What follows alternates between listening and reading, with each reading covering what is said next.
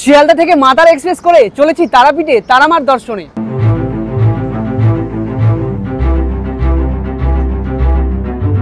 শিয়ালদা ছাড়ার পর আমাদের এই ট্রেনের প্রথম হল্ট হচ্ছে Naihati junction.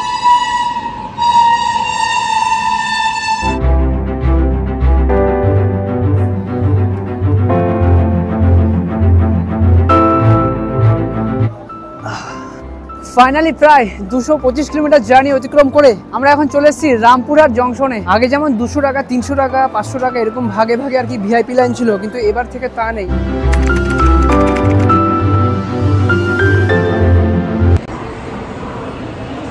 Good morning from Sealdah station. আজ 5 এপ্রিল আর এখন ঘড়ি কাটা বাজে সকাল 7:10 আর আমি এখন আছি শিয়ালদা স্টেশনের 9 নম্বর প্ল্যাটফর্মে। আজকের উদ্দেশ্য মাতার এক্সপ্রেস করে শিয়ালদা থেকে রামপুরহাট অর্থাৎ তারাপীঠে তারামার দর্শনে। তো 2025 সালে মাতার এক্সপ্রেসে করে শিয়ালদা থেকে যদি জেনারেলে যেতে চাও তো জেনারেলে যাওয়া যাবে কিনা, আর তার সাথে তারাপীঠে নতুন কি কি নিয়ম হলো 2025 সালে সেই সমস্ত কিছু নিয়ে থাকছে আজকের ভিডিও। তো চলো আর বেশি কথা না বলে শুরু করা যাক আজকের ভিডিও। 13187 মাতার এক্সপ্রেস দিয়ে দিয়েছে শিয়ালদা স্টেশনের 9 নম্বর প্ল্যাটফর্মে, আর আমি এখন চলে এসেছি 9 নম্বর প্ল্যাটফর্মে। আর ট্রেন হচ্ছে এই যে সামনে দাঁড়িয়ে রয়েছে। এই মাতার এক্সপ্রেসে মোট 5টা আছে জেনারেল কোচ আছে, আর আমরা হচ্ছে পিছন থেকে আসলাম, পিছের সব বগি আর কি ভর্তি হয়ে গেছে। তো এখন একদম ট্রেনের সামনের দিকে যাব যদি সিট পাওয়া যায়, আর ঢুকতে একটু দেরি করে ফেলেছি, এই জন্য বেশিরভাগ জেনারেল বগিতে সব লোক আর কি উঠে পড়েছে।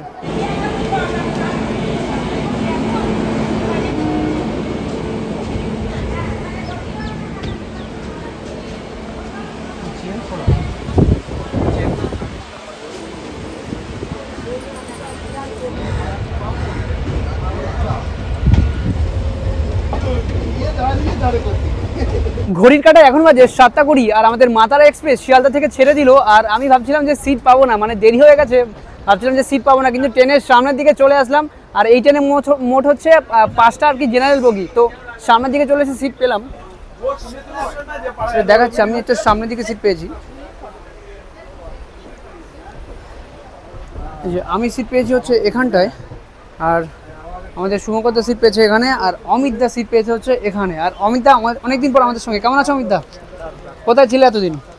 ছিলাম, এই ঘোরাফেরা খাওয়া দাওয়া সবই চলছে। বাহ,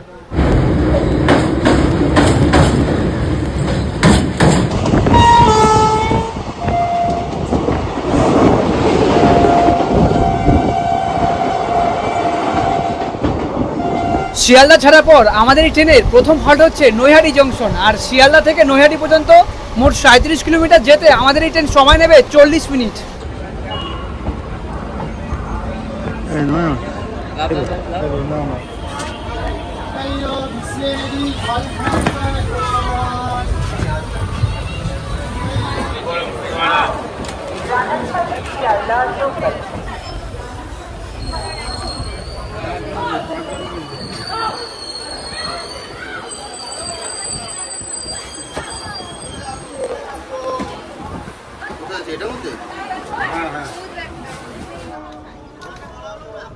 ঘড়ির কাটা এখন বাজে 8:10 আর আমাদের ট্রেন নৈহাটি থেকে ছেড়ে দিল। আর নৈহাটিতে ঢোকার কথা ছিল 7:54-তে, কিন্তু লেট করলো হতে 6 মিনিট।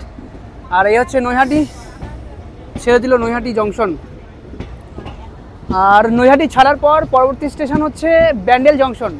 নৈহাটি ছাড়ার পর আমাদের এই ট্রেনের পরবর্তী হল্ট ছিল ব্যান্ডেল জংশন। আর ব্যান্ডেল জংশনে আমাদের এই ট্রেনের মাত্র 2 মিনিটের হল্ট ছিল। আর যেহেতু আমি জেনারেল বগিতে করে কলকাতা থেকে তারাপীঠ যাচ্ছি, সেই জন্য সিট হারানোর ভয়ে ব্যান্ডেল জংশনে আমি আর নামতে পারিনি।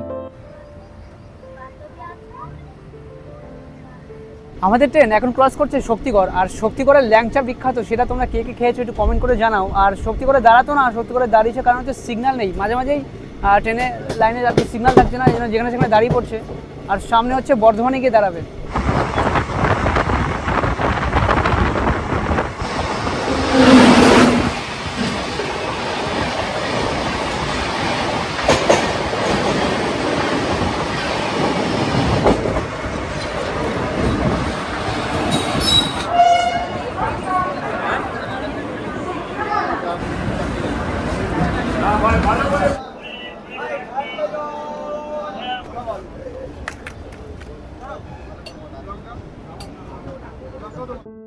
বর্ধমান ছাড়ার পরে আমাদের এই মাতারা এক্সপ্রেস তখন তার নির্ধারিত সময় থেকে প্রায় 30 মিনিট লেটে চলছিল। আর প্রকৃতির এই সবুজ অপরূপ সৌন্দর্য দেখতে দেখতে আমি ভুলে গেছি যে পরবর্তী হল্ট ঘুষকরা জংশন আসছে। আমাদের ট্রেন এইমাত্র ঘুষকরাতে ঢুকলো, আর ঘুষকরা ঢোকার কথা ছিল হচ্ছে 10টা 1-এ, কিন্তু এখন ঘড়ির কাঁটায় বাজে 10টা 30, প্রায় আধা ঘন্টা লেট। জানি না তারাপীঠে গিয়ে কখন পৌঁছাবো।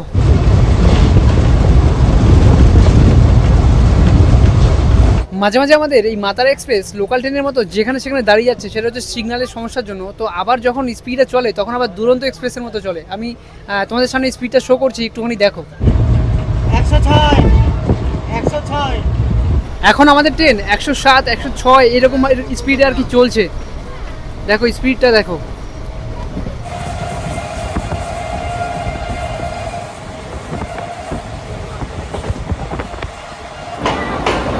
ঘড়ির কাঁটা কিন্তু এখন বলছে 10টা বেজে 45 মিনিট, আর আমরা কিন্তু এসে পৌঁছালাম বোলপুর শান্তিনিকেতন।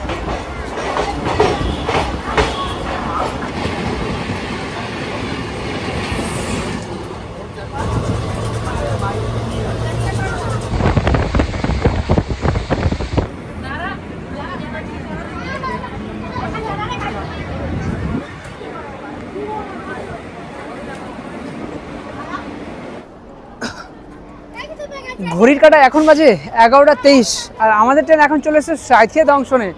আর এখনো পর্যন্ত আমাদের ট্রেন আধা ঘন্টা লেট রয়েছে। দেখা যাক কখন পৌঁছায় তারাপীঠ। আর এরপরে হচ্ছে তারাপীঠ রোড, তারপরে হচ্ছে তারাপীঠ। আর এখানে হচ্ছে 2 মিনিটের হল্ট রয়েছে। ট্রেনে তাড়াতাড়ি উঠে যাই, এখনই ছেড়ে দেবে।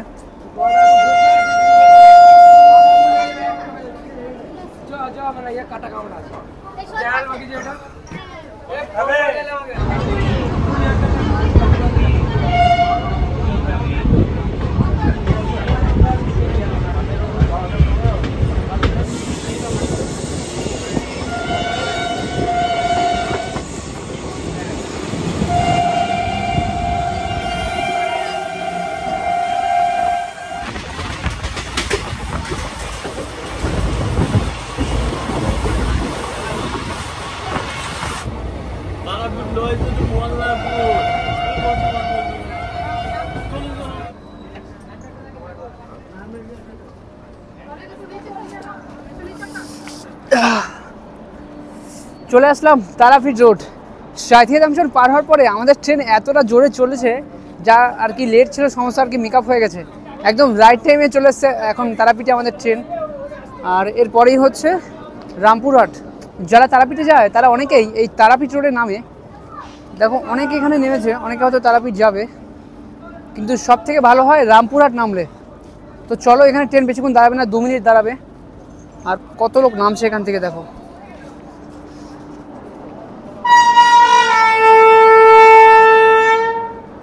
ছেড়ে দিল আমাদের ট্রেন তারাপীঠ রোড স্টেশন থেকে, আর পরবর্তী হচ্ছে রামপুরহাট জংশন।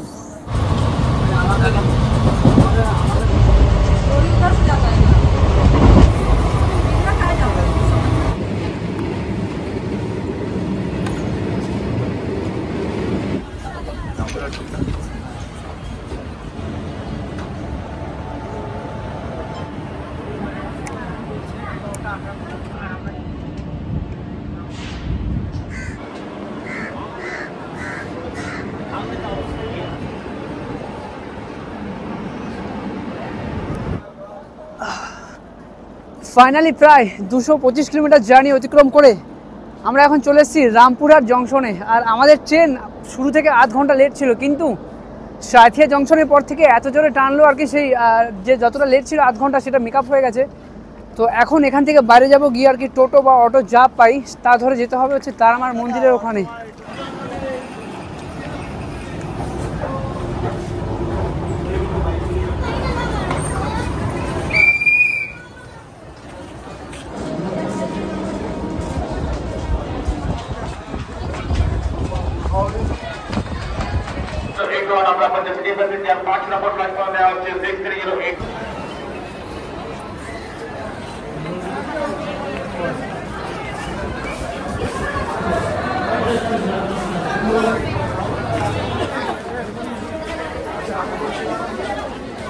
চলে এসেছি রামপুরহাট স্টেশনের একদম বাইরে। আর এখন এখান থেকে আমাদের অটো ধরতে হবে, ধরে যাবো হচ্ছে মন্দিরের এখানে। আর স্টেশনের বাইরে দেখো তারামার মন্দিরের মতো ডিজাইন করেছে, বেশ কত সুন্দর। আরও ওখানে কাজ চলছে।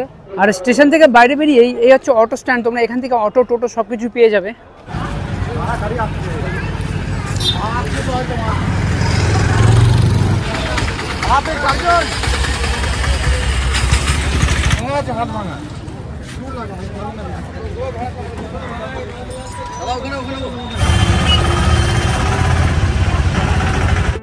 রামপুরহাট স্টেশন থেকে তারাপীঠ মন্দির যাওয়ার জন্য এই একটাই সার্ভিস দেখা যায়, সেটা হচ্ছে অটো সার্ভিস। আর এই দূরত্ব অতিক্রম করতে অটোতে জনপ্রতি ভাড়া নেবে মাত্র 40 টাকা করে।